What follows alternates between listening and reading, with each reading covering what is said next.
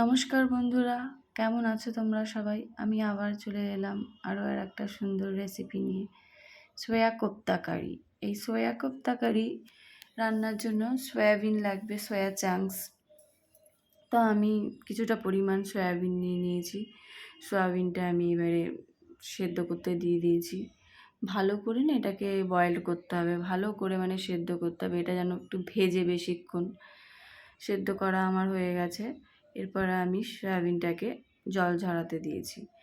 ভালো করে জলটাকে ঝরাতে হবে। তো তারপরে আমি আলু, টমেটো, আদা, জিরে, তেজপাতা নিয়ে নিয়েছি, এগুলো আমার লাগবে।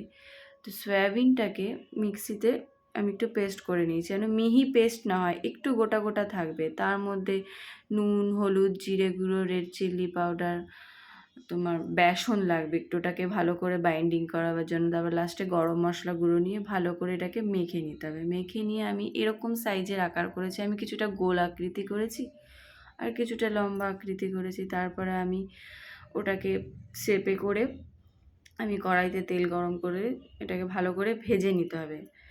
এই সয়া চাংসগুলোকে একটু ভালো করে ভেজে নিয়ে আমি সব কটা এক এক করে ভেজে নিয়েছি। একটু লাল লাল করে ভালো করে ভেজে নিতে হবে। তারপরে আমি ভেজে নিয়ে এরপরে আমি উল্টে পাল্টে দিচ্ছি এই ফ্রাইগুলোকে। উল্টে পাল্টে নেড়ে দেখে নিতে হবে। আমার সব কটাই ফ্রাই আমার রেডি হয়ে গেছে ভাজা। তারপরে আমি কড়াইতে তেল গরম করতে দিয়ে দিয়েছি। দেখো, তেলের মধ্যে ফোড়নে দিয়েছি শুকনো লঙ্কা, গোটা জিরে আর তেজপাতা।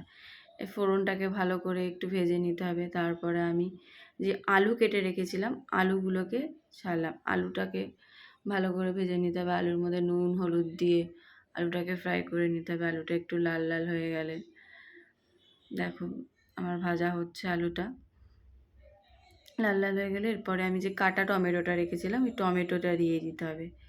তার মধ্যে একটু আদাটা রেখেছিলাম, আদাটা পেস্ট করে নিয়েছি। তার মধ্যে না আমি রসুন একটু সামান্য আর একটু পেঁয়াজ অ্যাড করেছি। তোমরা নাও করতে পারো, এটা নিরামিষও ভালো লাগে, আমি একটুখানি করেছি। আর এই মশলাটা যে আমি পেস্ট করে রেখেছিলাম সেটা জিরে, ধনে, লঙ্কা গুঁড়ো, হলুদ গুঁড়ো, লবণ, আমি এটাকে জলে ভিজিয়ে রেখেছিলাম পেস্ট করে। তারপর আমি দিয়ে দিলাম। ভালো করে একটু নেড়ে চেড়ে কষিয়ে নিতে হবে। মশলাটা থেকে যখন তেল বেরিয়ে আসবে, দেখো আমার মশলাটা ভালো করে কষানো হয়ে যাবে। তেল বেরোলেই ভাববে মশলাটা কষানো হয়ে গেছে। তার মধ্যে 1 কাপ জল অ্যাড করে দিলাম। এবারে একটুখানি খুন্তি দিয়ে নেড়ে চেড়ে আমি ঢাকনা দিয়ে চাপা দিয়ে দিলাম, যে আলুটাকে একটু হালকা সেদ্ধ হবে। দেখো আমি এবার ঢাকনাটা খুলে নিলাম, যে দেখছি আলুটা সেদ্ধ হয়েছে কিনা। আমার আলুটা সেদ্ধ হয়ে গেছে। একটু আবার ভালো করে নেড়ে চেড়ে আমি বড়াগুলো দিয়ে দিলাম, যে ফ্রাই করে রেখেছিলাম সয়া কোপ্তাগুলো, ওগুলো একটু গরম দিয়ে দিলাম। এবার কড়াইতে আমি দিয়ে দিলাম একটুখানি খুন্তি দিয়ে নেড়ে চেড়ে, যেন ঝোলের মধ্যে যেন ডুবে থাকে। এবার আমি ওটাকে একটুখানি